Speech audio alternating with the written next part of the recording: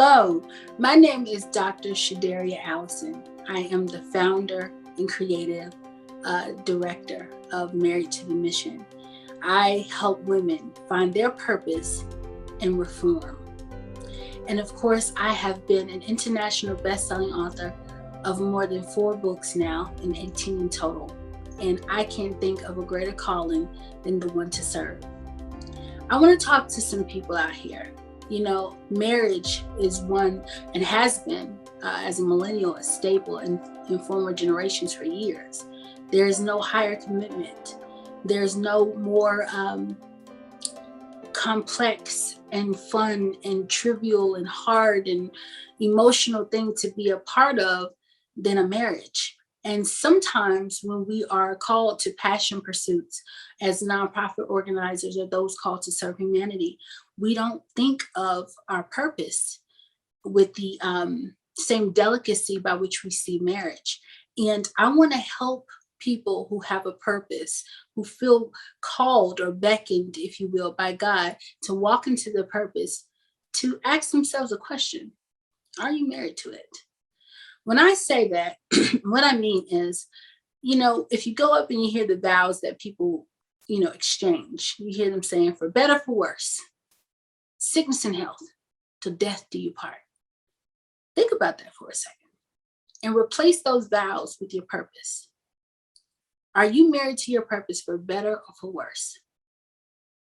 Through sickness and in health, till death do you part? Can you honestly say that the thing that you've been called to do, the nonprofit organization that you're championing right now, the main reason why you are doing what you're doing, the main reason why you're watching me today, can you say that you're married to it? And if you're not, I think you should rethink your purpose. Why it's so important to marry your purpose is this. Nonprofit organizers all over the world, we get into it for different reasons, but we stay into it for the same. We want to serve humanity. And at the end of the day, we're some of the most overworked individuals at some of the lowest prices you'll ever see, with some of the biggest causes you'll ever find. And if we don't look at it as if it is a commitment, a covenant, contractual agreement between you and your purpose, a marriage, then we'll quit. My organization, Married to the Mission, focuses on communal reform of the church. For years, I've seen so many go without, or suffer from mental illness, or suffer from drug addiction, or suffer from homelessness. And some of these things used to be the things that I went through. But I found refuge in the church. And as time has gone on, especially nowadays, with all the things that we have going on, sometimes people are running from the one thing that they see God in, and that's the church. And in order for us to be a more effective party in the world, I feel like it's going to be necessary for us to marry our mission. The church must become a more formidable place to be, serving communal needs for real purposes, for real people everywhere. And so I'm married to that cause. Why? Because I am that cause. I know what it's like. Many of you have started your organizations and your services because you know what it's like, or either you've seen somebody go through something that has pricked your heart and you said, I got to marry my purpose. I got to be committed to this thing because I have the chance of actually changing the trajectory of someone's life with one yes, with one I do. And so when I founded Married to the Mission, I understood, was it going to be hard to talk to government officials, to talk to church bodies, to talk to leaders, to talk to healthcare officials? Yes. Was I going to have to go up against some self-opposition, some things that I have to go through, some things that I know internally, spiritual warfare? Absolutely. But I couldn't shake it. When I first came up with it, it was 2014. I myself was going through a divorce. And I said, you know what? No more. No more am I going to put my relationships first. No more am I going to sacrifice my heart, put it on the line. It's time for me to serve my community. If anything, I'm going to marry my mission. I was on the phone with my friend Arnita at the time. And guess what? It just clicked. And then as I began to think about my life and all of the things that I'd gone through, I said, I need to help these people.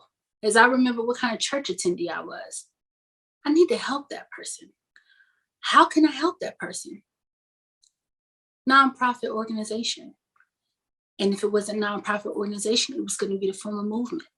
And so I said, I do. And from that moment on, it wasn't happily ever after. In fact, it was hell on earth. There were days where I got sick. There were nights where I went through heartbreak, relational things, abuse. There were times when I started and stopped, came to and quit. But I knew that the souls behind whatever mission I was pregnant with needed me to remain committed. And so I did. And so I am. Every day, I say I do to my mission. Every day, I say I do to my purpose. Because as this world keeps growing, as we can see even with the pandemic, more people are getting homeless. More people are suffering from drug addiction, from depression. More people are suffering homelessness and mental illness. More people are going through divorces or things that totally shake their world, and then they don't know what to do.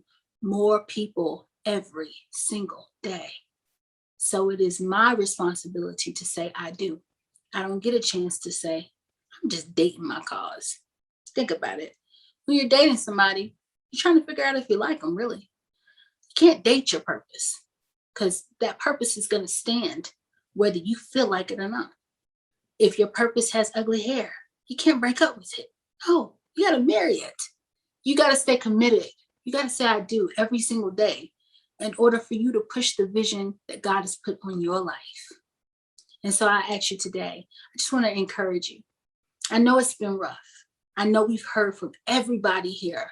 And I know you learned some great things, but I want to inspire you to revisit your purpose, to ask yourself, am I doing the right thing? Am I married to it? Yeah, I'm feeding the homeless. Yeah, I'm helping people get grants. Yeah, I'm sacrificing my time.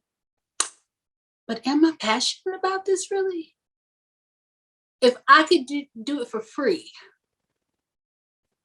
if I could do it while being challenged with death, if I could do it while going through a heartbreak, if I can do it when everybody walks away from me and it's just me holding a shovel on my vision, if that's not a yes for you,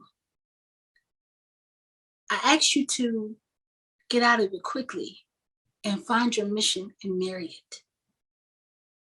I want to give you a little rubric that someone gave me a long time ago on how you can find your purpose. Find 3 people, famous people, if you can, that you look up to. Find 3 things that you admire about them. Find out what makes you mad. Find out what makes you happy. Madder than you ever been, happier than you ever been.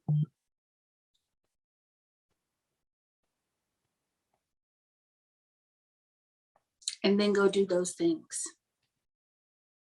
Those are the things that you're married to. That purpose that you're pregnant with, that's your cause. So I love to help people just like you turn their passion into publishing. Most of my mission that I married are in my books. How I help people get to that great reform of the church, do it through books. How I help people figure out who they are and how to get over things and how to find their cause and purpose. I do it through my books, and I help people publish, and I help people formulate graphics and write bios around their purpose.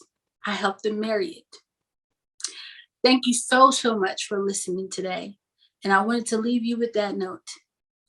One thing that also inspires me to stay married to my mission is the late Coretta Scott King. And she said, women, if the soul of this nation is to be saved, then I believe you must become its soul. And so that's what I keep at the forefront of my soul when I'm thinking of the great mission. Thank you so much for listening. My name is Dr. Shaderia Allison.